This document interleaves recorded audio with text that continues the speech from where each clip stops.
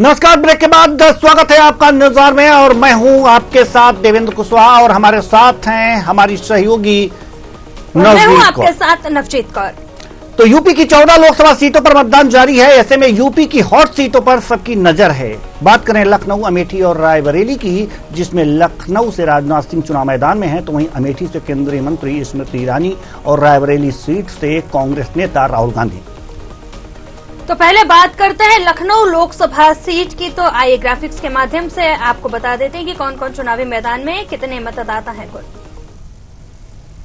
चलिए ग्राफिक्स के माध्यम से आपको बता देते हैं लखनऊ लोकसभा सीट पर बीजेपी से राजनाथ सिंह, रविदास मेहरोत्रा सपा से और बीएसपी से सरवर मलिक चुनावी मैदान में है।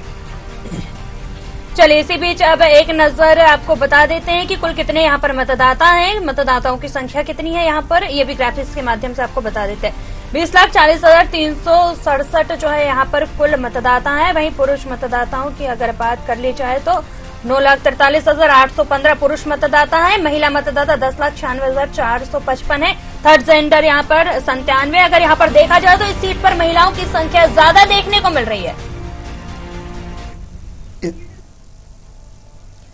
आप देख सकते हैं ग्राफिक्स के माध्यम से कि आपको बता दें, आप जनादेश बता देते हैं 2019 का। तो राजनाथ सिंह बीजेपी से जीते थे, पूनम सिन्हा जो है वो सपा से हारे थे। राजनाथ सिंह ने यहाँ पर अपनी जीत दर्ज की थी 2019 में। एक बार फिर से पार्टी ने उन्हें चुनावी मैदान में उतारा है और लखनऊ से प्रत्याशी बनाया है बीजेपी ने। तो अगली ग्राफिक्स की ओर नजर डालेंगे। जनादेश के बाद विधानसभाओं की स्थिति, लखनऊ पश्चिम, लखनऊ उत्तर, लखनऊ पूर्व, लखनऊ सेंट्रल, लखनऊ कैंट। इसमें लखनऊ पश्चिम और लखनऊ सेंट्रल पर आप देख सकती हैं नवजीत की यहाँ पर साइकिल चल रही है और बाकी 3 पर कमल खिले हुए हैं। बिल्कुल। तो 5 विधानसभाएं इस लोकसभा क्षेत्र के अंतर्गत आती हैं और इसमें 2 पर जो है साइकिल दौड़ रही है और 3 पर कमल खिले हुए हैं। अब अगले ग्राफिक्स की ओर नजर डालते हैं। थोड़ा सा इतिहास के बारे में भी बता दीजिए। आगे जाने से पहले मैं आपको बता दूं कि एक नजर जो इतिहास की ओर डाले, 2004 में अटल बिहारी वाजपेयी यहां से जीते थे और 2009 में लालजी टंडन बीजेपी से यहां पर जीत दर्ज की थी उन्होंने। वहीं राजनाथ सिंह 2014 और 2019 में भी राजनाथ सिंह ही यहां से जीते थे। एक बार फिर हैट्रिक लगाने की तैयारी में जो है वो नजर आ रहे हैं। एक बार फिर पार्टी ने उन्हें चुनावी मैदान में उतारा। जी देवेंद्र जी बिल्कुल। अब हम रुख करेंगे अपने मेहमानों की तरफ। हालांकि इस सेगमेंट में हम लखनऊ, अमेठी और रायबरेली 3 सीटों का जिक्र करेंगे, लेकिन अब हम अपने मेहमानों की तरफ रुख करते हैं और जो हमारे साथ मेहमान जुड़े हुए हैं उनसे आपका परिचय कराएं। उससे पहले हम आपको बता दें कि जो उत्तर प्रदेश की जो 5वें चरण में सीटें हैं, 14 लोकसभा सीटों पर चुनाव हो रहे हैं और इनमें जो 3 महत्वपूर्ण लोकसभा सीट है वो अमेठी, रायबरेली, लखनऊ और कैसरगंज की भी एक तरह से मान सकते हैं क्योंकि वहां पर ब्रजभूषण शरण सिंह के पुत्र करण भूषण सिंह वहां पर चुनाव लड़ रहे हैं और बड़े ही मतलब लोकप्रिय माने जाते हैं। वो दूसरों को अपनी तरफ प्रभावित करने में करण बहुत माहिर हैं और जो ब्रजभूषण शरण सिंह हैं वो ये कहते हैं कि असली उत्तराधिकारी, हमारे राजनीतिक उत्तराधिकारी उनके छोटे बेटे यानी कि करण जी हैं। तो अब हम अपने दर्शकों की ओर रुख करेंगे। बात तो यहाँ नवजीत लखनऊ लोकसभा सीट की हो रही है, तो पहले हम इस पर चर्चा कर लें अपने मेहमानों से। और चर्चा करने से पहले अपने मेहमानों का परिचय हम करा देना चाहते हैं। जावेद मलिक जी, क्षेत्रीय अध्यक्ष बीजेपी, डॉक्टर नितेंद्र यादव, प्रवक्ता सपा और विप्लव चौधरी, नेता बीएसपी, डॉक्टर प्रदीप गौतम, राजनीतिक विश्लेषक। सभी मेहमानों का बहुत बहुत स्वागत है हमारे इस कार्यक्रम में। चर्चा की शुरुआत हम करें लखनऊ लोकसभा सीट की। तो लखनऊ लोकसभा सीट में जावेद मलिक जी, क्षेत्रीय अध्यक्ष हैं बीजेपी से आप। जावेद मलिक जी, सवाल यहां पर यह है कि लगातार राजनाथ सिंह ये 3री बार अगर जो जीतेंगे तो हैट्रिक लगाएंगे, लेकिन सपा से रविदास मेहरोत्रा वो भी कम नहीं है, काफी मजे हुए नेता वो भी हैं। कहीं मुश्किलें आ रही हैं क्या लखनऊ? कोई मुश्किल किसी तरह की नहीं है। लखनऊ को छोड़ दीजिए, पूरे देश के अंदर कहीं कोई मुश्किल का चुनाव नहीं है। और माननीय राजनाथ सिंह जी तो बहुत बड़े नेता है उत्तर प्रदेश के, और लखनऊ वासियों को तो चाहिए था चेहरा जो उनका प्रतिनिधित्व करे, और इस बार हैट्रिक के साथ प्रतिनिधित्व करे। इस बार लखनऊ में नारा भी दिया है कि अब की बार 5 लाख पार। पिछली बार जो जीत 3,90,000 से हुई थी, तो इस बार लखनऊ की जनता ने ठाना है कि माननीय राजनाथ जी को 5 लाख से अधिक वोट से जिताकर खोजना है, और माननीय नहीं 5 लाख पार की आप बात कर रहे हैं, ठीक है, काफी अंतर से जीते थे, लेकिन 5 लाख पार की जहां तक बात है, तो क्या आपको लगता है कि लगातार जो वोट प्रतिशत हैं वो इस बार बढ़ेंगे? क्यों बढ़ेंगे, कुछ उसका कारण बता सकते हैं क्या?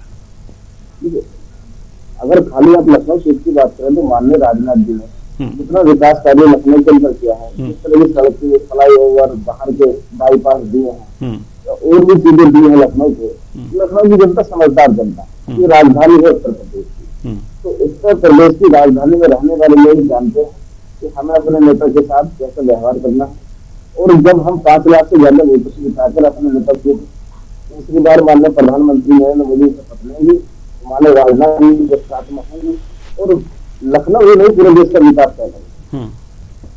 चलिए, हम डॉक्टर नितेंद्र यादव, प्रवक्ता सपा के पास जाना चाहेंगे।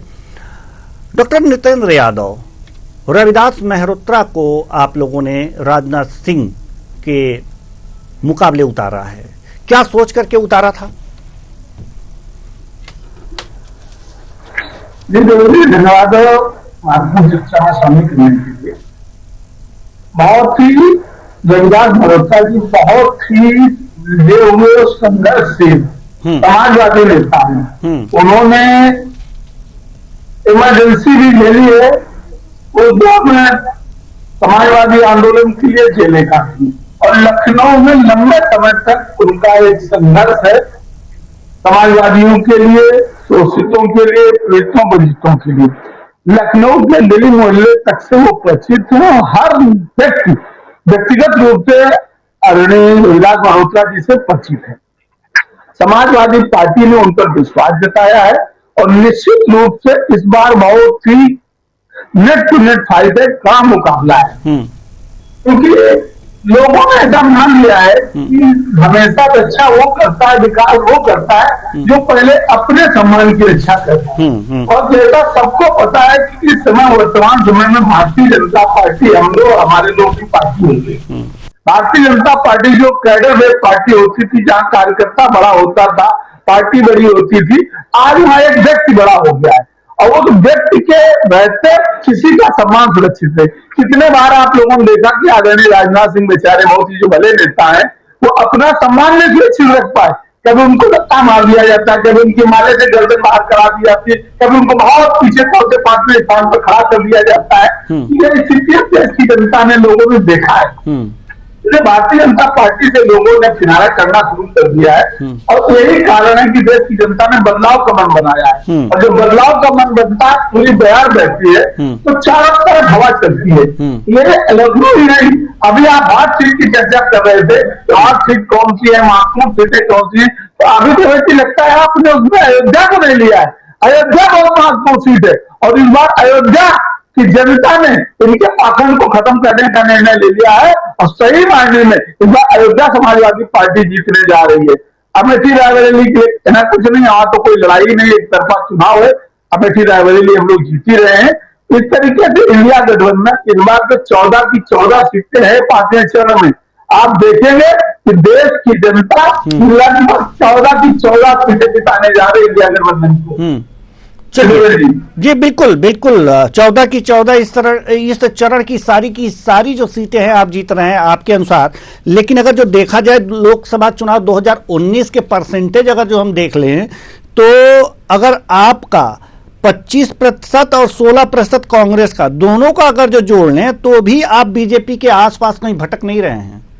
ऐसे में क्या ऐसा जादू, कौन सी जादू की छड़ी आप घुमाएंगे नितेंद्र जी? नितिन जी जी जी जी आप 19 का परसेंटेज मत देखिए, पिछली 19 अप्रैल के सप्ताह पूर्व का परसेंटेज भी देखेंगे तो, और आज के परसेंटेज में पिछले 13 महीनों में जो परिवर्तन हुआ है वो अभूतपूर्व परिवर्तन है। देवेंद्र जी, आपको मैं स्वीकार करता हूँ कि आप 19 की बात भूल जाइए, आप 19 अप्रैल के पहले की बात भी भूल जाइए।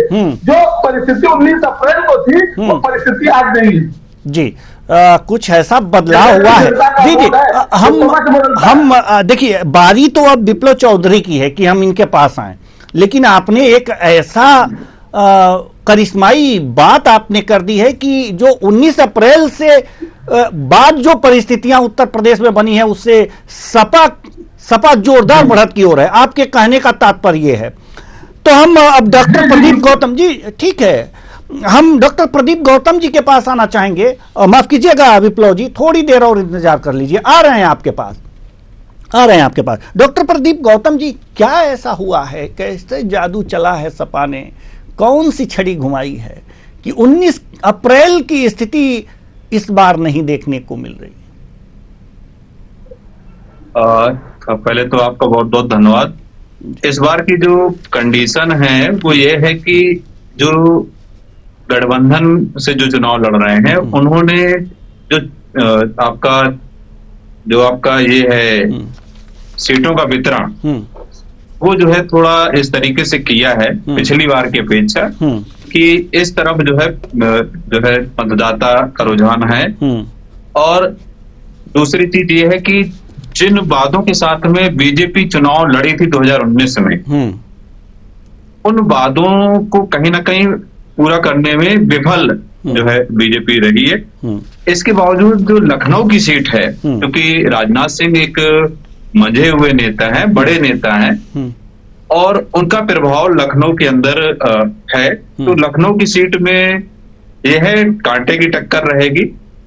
और उसमें जो है काफी हद तक ये मान सकते हैं कि मार्जिन जो है बहुत अधिक नहीं रहेगा जीत हार का। मार्जिन जो है बहुत कम अंतरों से, वो चाहे बीजेपी जीते चाहे सपा, लेकिन बहुत मार्जिन कम होगा लखनऊ की सीट। जी, अच्छी बात है। अगर जो मार्जिन कम होगा तो ठीक है, यानी कि बढ़त पे रहेगी, परसेंटेज मिल जाएंगे, कांग्रेस और सपा के जो वोट हैं एक साथ मिल जाएंगे, तो बढ़त पे रहेगी। ठीक है, अच्छी बात है। बढ़त पे वैसे भी महसूस किया जा रहा था, लेकिन इतनी बढ़त, चलिए जितनी आप बता रहे हैं, लेकिन फिर भी जो बीजेपी है शायद इस बढ़त के बाद भी कुछ ज्यादा ही बढ़त ले ले। लेकिन अब हम आना चाहेंगे विप्लव जी के पास। विप्लव जी, हाँ, जो स्थितियां हैं सपा और बीजेपी के बीच ही लड़ाई यहां पर दिख रही है उत्तर प्रदेश में। बसपा अपना वोट बैंक लेकर के भी आखिर कहीं दिख क्यों नहीं रही है? हालांकि मायावती जी ने वोट डालने के बाद ये कहा है कि सभी बीएसपी के कार्यकर्ता अपने मताधिकार का प्रयोग करें। उन्होंने तो व्हिप जारी कर दिया है, लेकिन स्थिति क्या है? आप अपने आप को कहाँ आंकते हैं उत्तर प्रदेश में? देवेंद्र जी, आपके चैनल का बहुत बहुत शुक्रिया हमारी पार्टी का पक्ष रखने के लिए, मुझे मौका देने के लिए। देवेंद्र जी, आपने जब एक बहुत महत्वपूर्ण बात कही कि चुनाव में पूरा जो चुनाव है इंडिया गठबंधन वर्सेस एनडीए गठबंधन हो गया है, एक्चुअली ऐसा जमीन पर नहीं है। ये मीडिया का नैरेटिव है। आप ग्रामीण क्षेत्र में जब आपके लोग पहुंचते हैं, जब संवाददाता आपके जाएंगे, तो वो देखेंगे कि जमीन पर चुनाव जो है उत्तर प्रदेश में त्रिकोणीय स्थिति में है और बहुत सी सीटें ऐसी है जहां पर बहुजन समाज पार्टी की सीधी लड़ाई बसपा से है, लेकिन उसको मीडिया नैरेटिव में नहीं ला रहा है।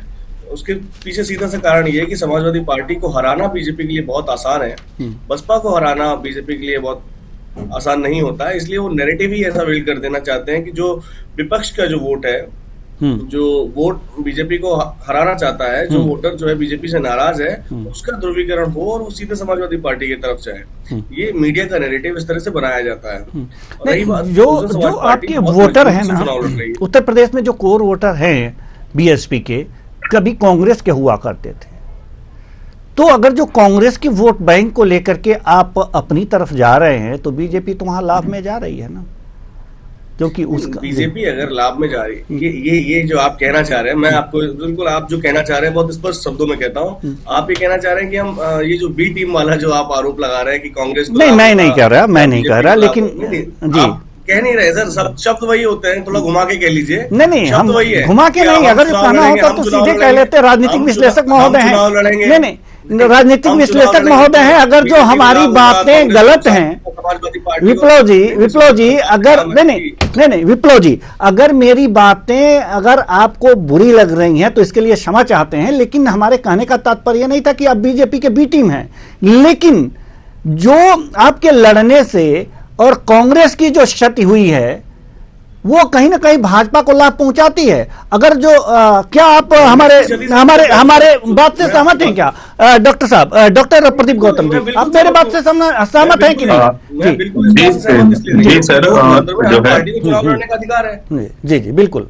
और विप्लव जी, मैं यहाँ जो है ये कहना चाहूंगा कि इस बार जो है जो चुनाव हो रहा है और जिस तरीके से बहन जी की रणनीति है और जिस तरीके से उन्होंने चुनाव में जिस तरीके से उनकी इंटरेस्ट है, अगर देखा जाए बीच चुनाव से आकाश आनंद जो एक कहा जाए उभरता हुआ चेहरा जो नजर आ रहा था वो अचानक से हटा दिया गया। उससे जो बसपा का कोर वोटर है वह भी छिटकता हुआ नजर आ रहा है। बहुत सी ऐसी लोकसभा सीटें हैं, मैं बता दूं, जैसे यहाँ झांसी है, जालौन लोकसभा सीट है, तो यहाँ पर तो ये कंडीशन है कि जो कोर वोटर है, जो जाटो वोट माना जाता है, वो भी गठबंधन की ओर रुझान करता हुआ नजर दिखाई दे रहा है बहुत तेज गति से। और क्योंकि जो इस वर्ग में भी जो पढ़ा लिखा वर्ग है, जो देश काल परिस्थितियों को समझ रहा है और जो संविधान को मान रहा है, क्योंकि गठबंधन ने संविधान को लेकर जिस तरीके से अपनी बात कही है उस फ्रंट पर जो है बसपा वर्तमान समय में तो लड़ती हुई नहीं दिखाई दे रही, तो कहीं ना कहीं वोट जो है बसपा का कट रहा है। और मुझे जो लग रहा है अपने विचार के अनुसार कि बसपा फिलहाल में तो मुश्किल है जो 1-2 सीट भी पूरे प्रदेश में निकाल पाए। चलिए विप्लव जी, आप कुछ कह रहे थे, उसके बाद नवजीत कौर सवाल करेंगी जी।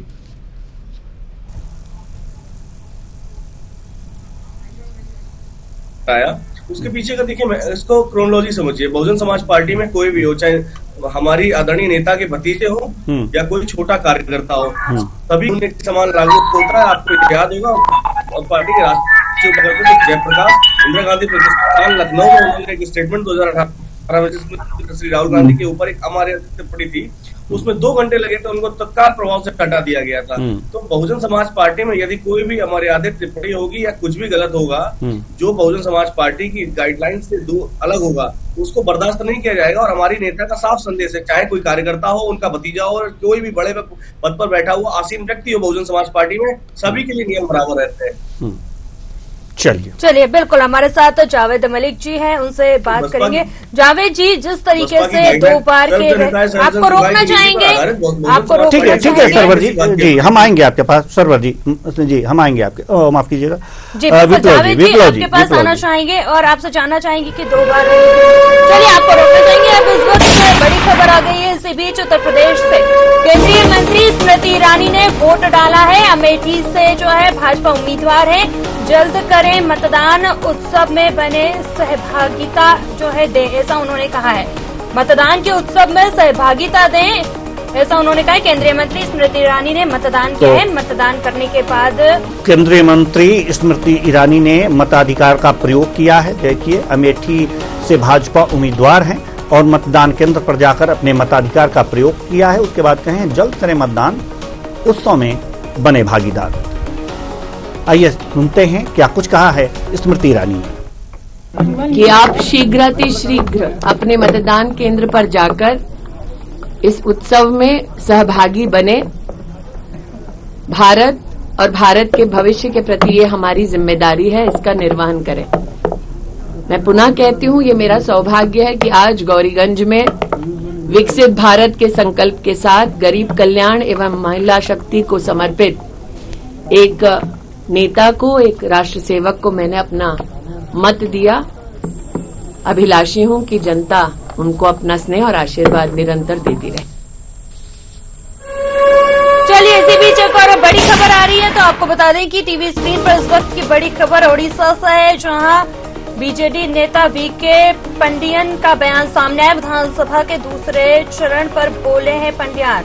तो आपको बता दें कि बड़ी खबर बता रहे हैं, लोगों को बीजेडी पर है भरोसा। बीजेडी दूसरे चरण के चुनाव में जीत हासिल करेगी, जनता से की मतदान करने की अपील।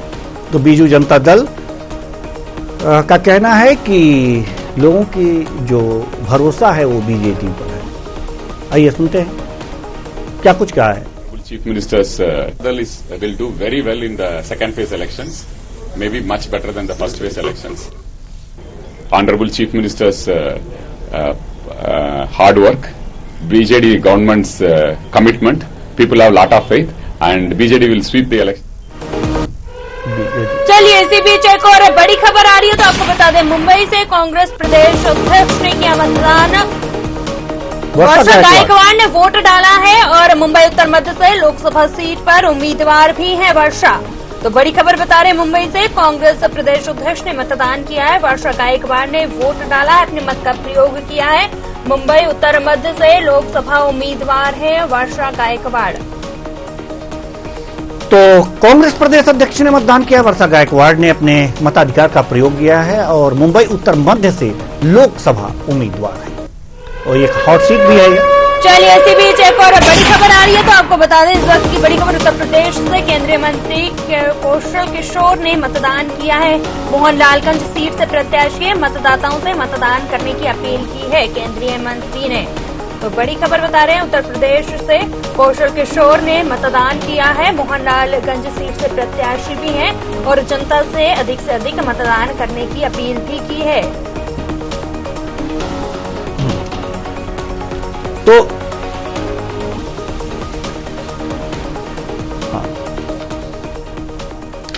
अब हम रुख करेंगे अगली जो लोकसभा की सीट है उसकी तरफ हम रुख करेंगे और वो सीट है अमेठी लोकसभा सीट, जिसके बारे में हमारी सहयोगी नवजीत कौर दर्शकों को कुछ जानकारी दे रहे हैं। उसके बाद हम पुनः अपने मेहमानों की तरफ चलेंगे। बिल्कुल, अमेठी की बात कर ली जाए तो आपको सबसे पहले ये बता देते हैं कि चुनावी मैदान में कौन कौन है। बीजेपी से स्मृति ईरानी है, वहीं किशोरी लाल शर्मा कांग्रेस से और नन्हे सिंह चौहान बीएसपी से। आपको बता दें कि किशोरी लाल शर्मा कांग्रेस से है और कांग्रेस के काफी ज्यादा करीबी माने जाते हैं। वहीं स्मृति ईरानी भी यहाँ से जो है बीजेपी ने उन्हें उम्मीदवार बनाया, चुनावी मैदान में उतारा है। ये भी काफी ज्यादा हॉट सीट मानी जा रही है। अब एक बार जो है नजर डालेंगे कि यहाँ पर कुल कितने मतदाता हैं।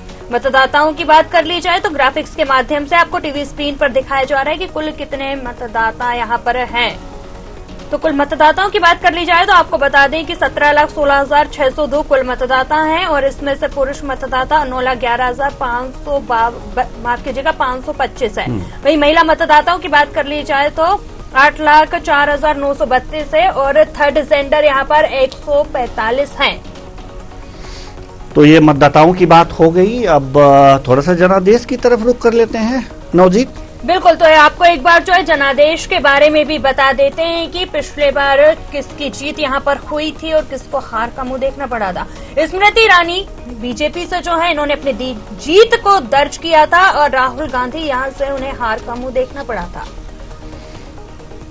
अब विधानसभाओं की तरफ रुख कर लेते हैं। स्मृति ईरानी इस बार भी चुनाव मैदान में है। राहुल गांधी रायबरेली से चुनाव लड़ रहे हैं, हारे थे 2019 में।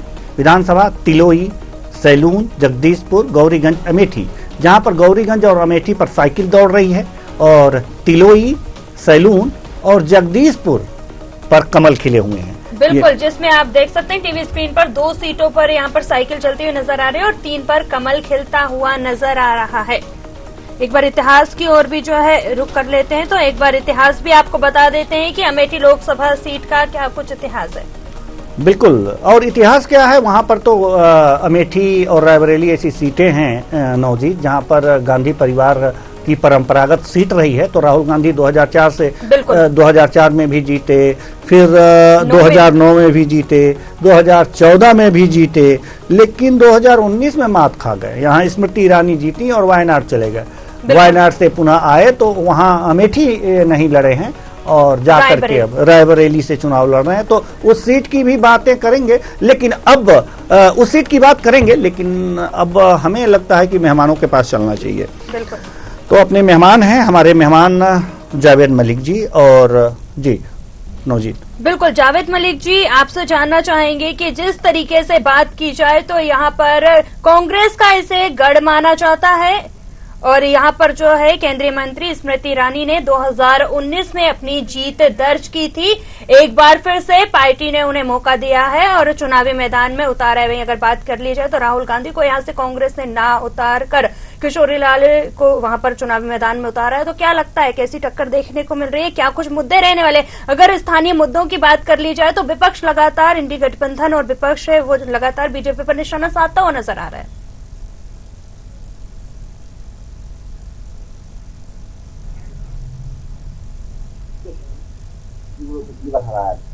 किशोरीलाल जी को कहीं से कहीं तक उसके बाद हराना और जिताना राजनीति में बड़ी बात नहीं है, लेकिन उस फील्ड में रहते काम करना और जनता से जुड़ना, मैंने खुद देखा है स्मृति ईरानी जी को काम करने का तरीका।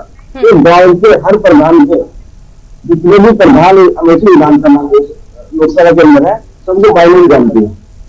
तो इतना जुड़ा है उनका जनता के साथ। और चाहे वो सड़कों का जाल फैला है उन्होंने अमेठी के अंदर या कपड़ा उद्योग से संबंधित योजनाएं दी है, हर वर्ग को, हर समाज को, हर तबके को उन्होंने योजना देने का काम किया और लगातार उस जुड़ी रही। और यही जुड़ा रहा कि इस बार वो प्रचंड जीत दर्ज करेंगे, जो पिछली बार जीत दर्ज की थी उससे भी कहीं ज्यादा मुद्दों से स्मृति ईरानी ने इस बार अमेठी में दोबारा जीतेंगे। मोदी जी की योजना होगी तो मोदी जी भी योजना होगी घर घर पहुंचाने का काम। जावेद जी, जनता का चुनाव है इस बार। जी जावेद जी, ये तो चूंकि आप कहेंगे ही कि स्मृति राहुल गांधी को स्मृति ईरानी ने 2019 में हराया था, तो इस बार पुनः उनको लाए, लेकिन राहुल गांधी यहाँ इस बार न लड़के रायबरेली से चुनाव लड़ रहे हैं। तो आप तो मतलब राहुल गांधी को तो बीजेपी ने भगोड़ा साबित कर ही दिया है। हम आना चाहेंगे, ठीक है आपने भगोड़ा साबित किया है, लेकिन इंडी गठबंधन में है सपा और कांग्रेस, तो हम सपा से ही जवाब लेंगे इस वक्त कि आखिर जो कांग्रेस ने जो प्रत्याशी उतारा है केएल शर्मा को, क्या स्मृति ईरानी के कद के नेता हैं या फिर क्या लगता है कि किन आधार पर इनको उतार करके देखा गया है कि चलिए, या तो ये तो नहीं सोचा कांग्रेस ने कि चलिए राहुल गांधी हार गए तो ये हार जाएंगे तो कोई बड़ी बेइज्जती नहीं होगी, बस लड़ा दें किसी तरह से, शायद लड़ा दें के लिए तो नहीं लड़ाया गया है। आपके सहयोगी हैं कांग्रेस के लोग, गठबंधन है, इंडी गठबंधन में है।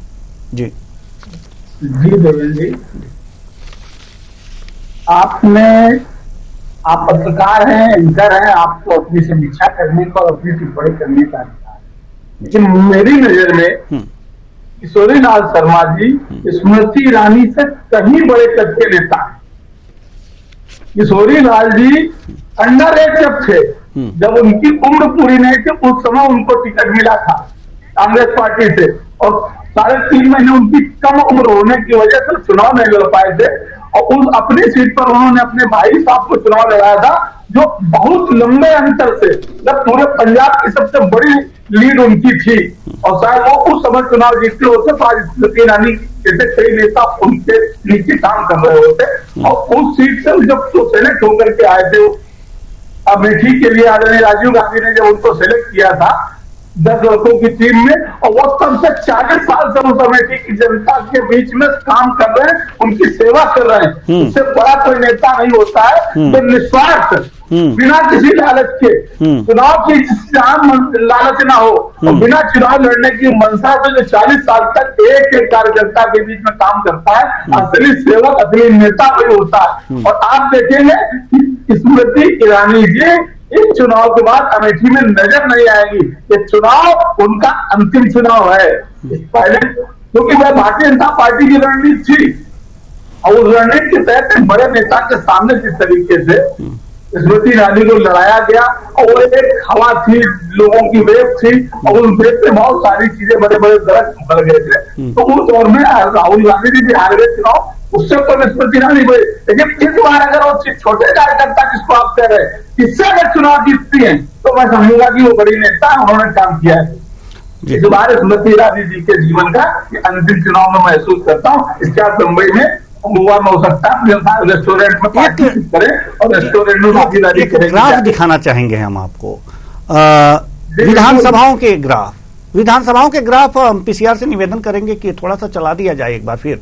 अमेठी लोकसभा के विधानसभाओं का ग्राफ, यहां पर गौरीगंज और अमेठी में साइकिल दौड़ रही है, बाकी 3 पर बीजेपी है। कांग्रेस तो कहीं विधानसभा में है ही नहीं है। तो ये जो गणित आप लोगों का है कांग्रेस का और सपा का, तो हमें ये लग रहा था कि अगर सपा को टिकट मिला होता तो संभावनाएं ज्यादा थी, क्योंकि कांग्रेस विधानसभा में तो कहीं भी नहीं दिख रही है। तो फिर आप लोगों ने ये सीट कांग्रेस को क्यों दे दी? हमें तो लग रहा है कि आपने थाली में परोसकर बीजेपी को सीट दे दी। अगर सपा का उम्मीदवार लड़ा होता तो कम से कम 2 विधानसभाओं में तो उसकी साख थी, हो सकता है तीसरी में भी बन जाती और बाजी मार जाते। जी, आप 5 विधानसभाओं का समीक्षा करेंगे जी, तो 5 विधानसभाओं में समाजवादी पार्टी वहां लगी बहुत मजबूती से। हाँ। और जो 3 विधानसभा भारतीय जनता पार्टी जीती, वहां की समाजवादी पार्टी का मार्जिन बहुत थोड़ा है। हाँ, लेकिन हमने सीट दी है और पहले से वो सीट देते रहे। हाँ, देवेंद्र जी, रायबरेली अमेठी समाजवादी पार्टी लोकसभा में चुनाव नहीं लड़ती है।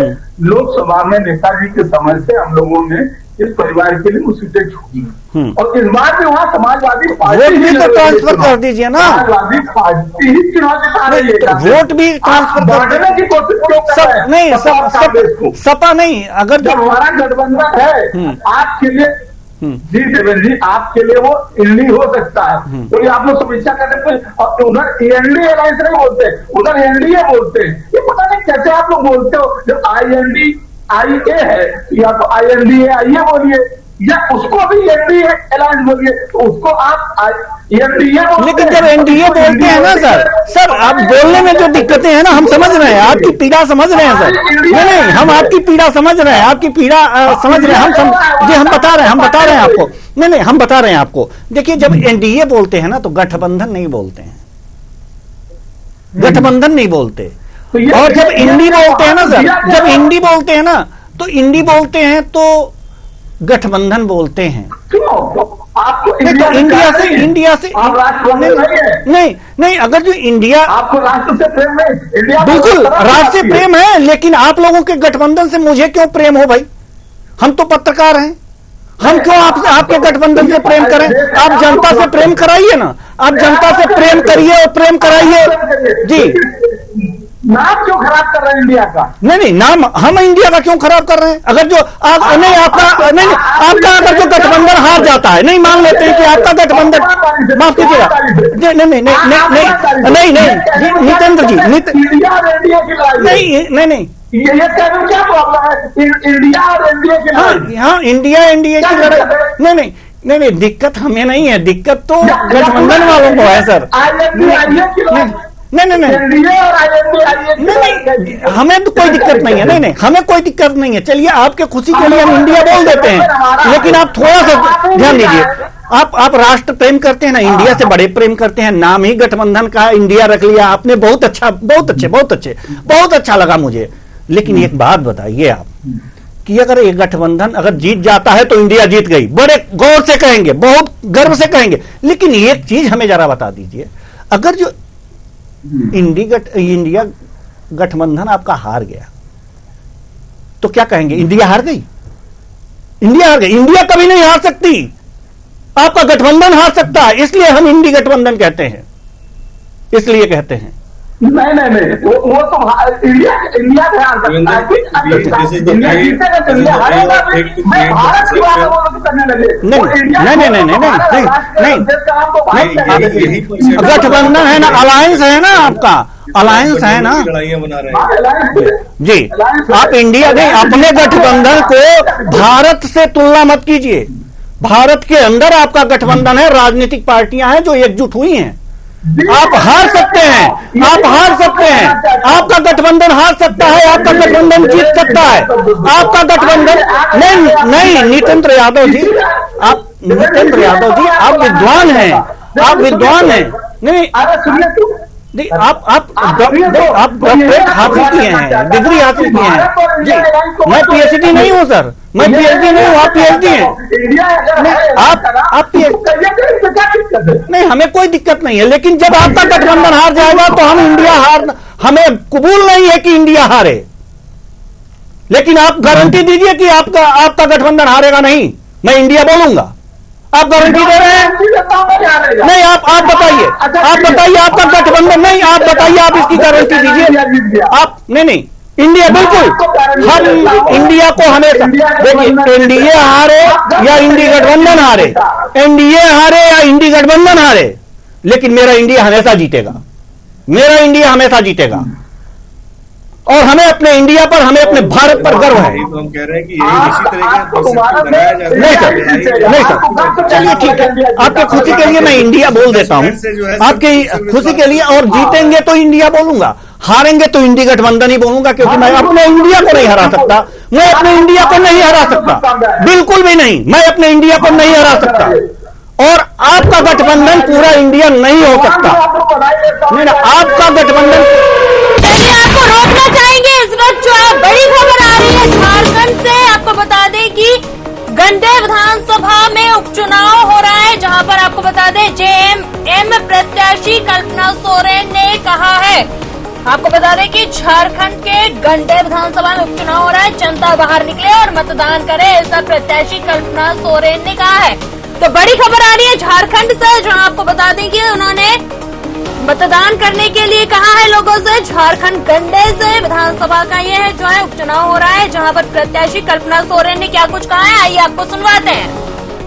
अपना हजारीबाग है, यहाँ है कि क्या है, क्या आने वाला, इसमें ये होता है कि क्वेश्चन पेपर आपको सॉल्व करना रहता है एज अ स्टूडेंट, लेकिन यहाँ पे क्या है कि मेरे द्वारा दूसरे लोग एग्जाम पेपर सबमिट कर रहे हैं, कितना ज्यादा आएगा उनका सबमिशन इसी पे निर्भर करता है। और मैं यही सबसे बस अपील भी करना चाहूंगी कि आप सिर्फ गांडे नहीं, आप चतरा है, अपना कुडरमा है और अपना हजारीबाग है, यहाँ पे भी लोग घर से बाहर निकले और आप लोग एकदम इस लोकतंत्र पर्व को बहुत खुशी उल्लास से मनाइए और अपना मतों का आप इस्तेमाल करिए और वोट।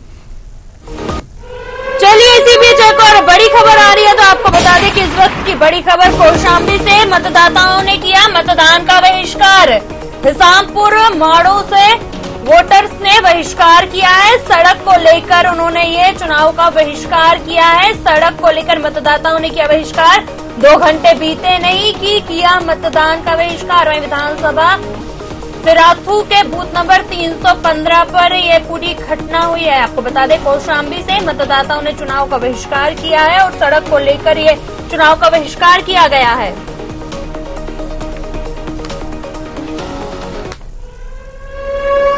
चलिए इसी बीच एक और बड़ी खबर आ रही है, टीवी स्क्रीन पर आप देख रहे हैं पटना से, जहां राजद नेता मनोज कुमार झा का बयान सामने आया। बिहार की अब जनता ऊब चुकी है, ऐसा उन्होंने कहा है। तेजस्वी बोले कि उन्होंने कहा है कि 300 के पार आंकड़ा जाएगा, यानी बिहार में आरजेडी जीतेगी, देश को एक रोजगार उन्मुख सरकार मिलेगी, ऐसा उन्होंने कहा है तेजस्वी यादव ने। तो बड़ी खबर है, बता रहे हैं आपको क्या कुछ कहा है उन्होंने, आइए आपको सुनवाते हैं। वो बहुत ही सार्थक हम लोगों के लिए संदेश है, क्योंकि जनता ऊब चुकी है, अब वो रोजगार से ऊपर नहीं जाना चाहती, रोजगार के इतर कुछ नहीं सुनना चाहती। बिहार में तो इस पर चल रही है वोटिंग। तेजस्वी जी ने 17 महीने में 5 लाख नौकरियां दी, नौकरी के एजेंडे से वो विचलित नहीं होंगे। महिलाओं को 1 लाख रुपए प्रतिवर्ष गरीब गुरबा महिलाओं को मिलेगी। अग्निवीर योजना समाप्त की जाएगी, रेलवे की पुरानी भर्तियां होंगी। लोग थाली को देख करके वोट दे रहे हैं, न सिर्फ बिहार में बल्कि पूरे देश में, और खास करके दलित बहुजन समाज में। संविधान को लेकर के बड़ी चिंता है, इसको बचाने का भी चुनाव है। तो ये मुद्दा है, और ये जो हमारे देश को एक आकार देता है, सरोकारों को एक आकार देता है, अधिकार को, उसकी बात हो रही है, चाहे रायबरेली अमेठी हो या सारण हाजीपुर। चलिए एक और बड़ी खबर आ रही है इस बीच, आपको बता दें कि इस वक्त की बड़ी खबर जो है बिहार से है, जहां पर आपको बता दें सुबह 9 बजे तक का मतदान प्रतिशत 10.28% हुआ है। बिहार में जो है सुबह 9 बजे तक का हम आपको मतदान प्रतिशत बता रहे हैं। झारखंड में 11.68%, लद्दाख में 10.51%, महाराष्ट्र में 6.33% मतदान 9 बजे तक हो चुका है। सुबह 7 बजे से लगातार हम आपको अपडेट दे रहे हैं। ओडिशा में 6.87%, उत्तर प्रदेश में 12.89%, पश्चिम बंगाल में 15.35% मतदान हुआ है। लगातार सुबह 7 बजे से हम आपको अपडेट दे रहे हैं, तो आपको बता दें कि सुबह 9 बजे तक 10.28% का मतदान हो चुका है और अभी भी लगातार जारी है। ओडिशा में बात कर ली जाए तो 6.87% मतदान हुआ है और उत्तर प्रदेश में 12.89% मतदान हो रहा है। तो हम अपने मेहमानों की तरफ अब रुख करेंगे नवजीत, और बातचीत बहुत इंडिया और एनडीए पे हो रही थी। नितेंद्र यादव जी काफी मतलब एकदम अड़े हुए हैं कि नहीं, इंडिया ही इंडिया होनी चाहिए, लेकिन हाँ इंडिया पे गर्व है, भारत पे गर्व है, लेकिन उसे हारता हुआ मैं नहीं देख सकता। और आप अगर जो आप जीत गए तो इंडिया ही बोलेंगे, हारे तो इंडी गठबंधन बोलेंगे। जी जी तब तक एनडीए अलायंस भी कह सकते हो, इधर इंडी अलायंस तो एनडीए अलायंस, हाँ एनडीए अलायंस, हाँ ठीक है एनडीए अलायंस ही बोलेंगे। चलिए ठीक है, हाँ बिल्कुल बिल्कुल आपने सही कहा, ये बात आपने सही कही। चलिए पूरे डिबेट में हम अब एनडीए अलायंस ही बोलेंगे, एनडीए अलायंस बोलेंगे, आपका इंडी गठबंधन बोलेंगे। चलिए ठीक है, और जीतने के बाद हम इंडिया जीत गई हम ये जरूर बोलेंगे। अब देखा जाए, क्योंकि देखिए भारत जो है ना, भारत को चाहे मरते दम तक, भारत को मरते दम तक हम हारता नहीं देख सकते, जान दे देंगे हम। देखना चाहिए बिल्कुल जी, इतना आपके साथ है जी, बिल्कुल बिल्कुल, और आपको एडवांस शुभकामनाएं, आपको ऐसा ही करना पड़ेगा। चलिए ठीक है, अब जुड़ना है एक दूसरी जगह, देवेंद्र जी टाइम हो रहा है। जी जी बिल्कुल बिल्कुल बिल्कुल बिल्कुल, हमारे और भी मेहमान हैं और आपसे बातचीत करके बहुत अच्छा लगा, बहुत अच्छा लगा, कम से कम खुल के बात हुई आपसे। सवाल तो मेरा वही था, अब दूसरा सवाल तो अब हम विप्लव जी के पास जाएंगे। विप्लव जी यहाँ कौन सी करामात करने वाले हैं आप लोग? जी अमेठी में देखिए, अभी आपने एक महत्वपूर्ण बात, अभी मैं आपको याद दिलाता हूँ। देखिए स्मृति जी का स्मृति एक अपना मतदान करने के बाद जो बयान दिया उसको गौर से सुनिएगा। उनका वोट देश के नेता के लिए है, तो और उन्होंने अपील भी जिस तरह से की है कि वोट जो है लोग निकले, घर से बाहर निकले और मोदी जी के नाम पर उन्होंने वोट मांगा है। इससे स्पष्ट हो रहा है कि स्मृति ईरानी जी अमेठी में डरी हुई हैं, उनको पता है कि उनको अपने नाम पर वोट नहीं मिलने वाला है और इसलिए वो ये चुनाव पूरा जो है। तो क्या समझते हैं विप्लव जी कि स्मृति ईरानी को वोट नहीं मिलेगा तो वहां बीएसपी को वोट मिलेगा? हाँ? क्या मतलब हम क्या समझेगा कि बहुजन समाज पार्टी के प्रत्याशी की वजह से, बहुजन समाज पार्टी के प्रत्याशी की वजह से चुनाव हारने जा रही हैं। ये गणित हम समझ नहीं पा रहे हैं, या तो आप समझाइए, नहीं तो हम जाएंगे। बहुत ही जिम्मेदारी के साथ इस बात को जी, बहुत ही जिम्मेदारी के साथ इस बात को कह रहा हूँ कि बहुजन समाज पार्टी के प्रत्याशी की वजह से स्मृति ईरानी जी चुनाव हारने जा रही हैं। अच्छा ठीक है, ठीक है, आप जिम्मेदारी से कह रहे हैं तो इतनी जिम्मेदारी से हम अपने राजनीतिक विश्लेषक कर नहीं पाई, इसलिए वहां पर हम अपने राजनीतिक विश्लेषक के पास जाएंगे जो हमारे साथ हैं, डॉक्टर प्रदीप गौतम जी। ये विप्लव जी कौन सा गणित लगा रहे हैं कि अगर जो स्मृति ईरानी हारेंगी तो बीएसपी के उम्मीदवार की वजह से हारेंगी, अप्रत्यक्ष रूप से? जी जी जी जी जी जल्दी। नहीं, ये जो है विप्लव जी अपनी बात जो है रख रहे हैं, क्योंकि पैनल में, लेकिन मूलतः ये है कि जो स्मृति ईरानी जी अगर हारते हैं तो मुद्दों की वजह से हारेंगी, क्योंकि जब उनके ही कार्यकाल में उन्हें कम से कम 2 से 3 मंत्रालय लगातार उनके परिवर्तित हुए हैं, क्योंकि जिस मंत्रालय को उन्हें दिया गया उस मंत्रालय पे वो फिट नहीं बैठी तो फिर दूसरा मंत्रालय दिया गया, दूसरे से फिर तीसरा मंत्रालय दिया गया, और इस तरीके से वो जो है जो उन्हें काम दिया गया था मंत्रालयों के अंतर्गत उस पर वो जो है पूर्ण परिपक्वता के तरीके से उसको नहीं कर पाई। राहुल गांधी जी को हराने में वो कामयाब हुई थी, इस बार जो है राहुल गांधी जी के जो कांग्रेस जो खानदान है उसके करीबी को जो है वहां पर शर्मा जी को लड़ाया गया है चुनाव।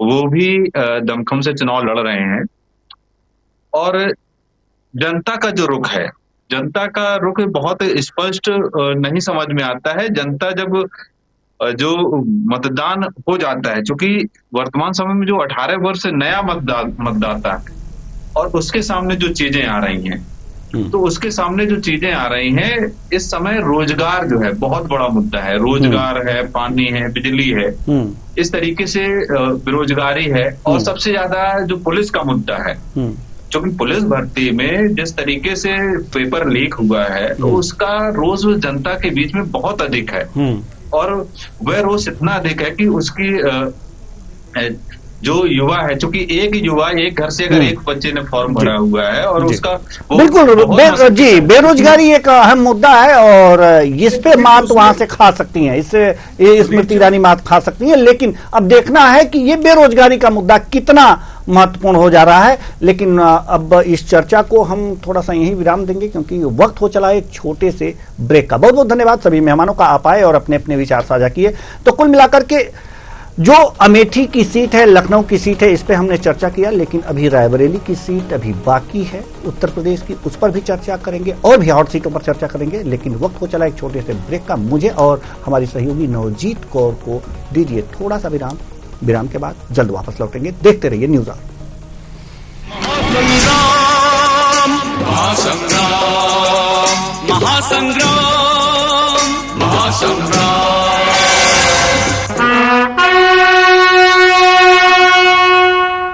इस कार्यक्रम के सह प्रायोजक थे राष्ट्रीय टशन का जश्न।